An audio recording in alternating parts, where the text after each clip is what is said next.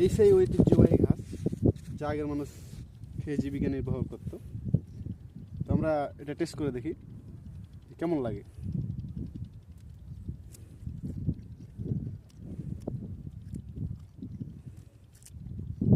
বেশ ভালো স্বাদ আছে, খেতে অনেক সুস্বাদ, অনেক পুষ্টি আছে এতে।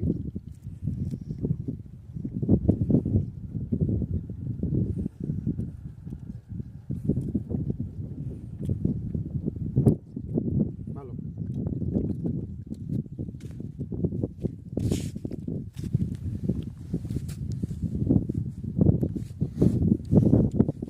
এই ঘাসের আগালের পাতাটা অনেক সুস্বাদ, যারা না খেলে বুঝতে পারবেন না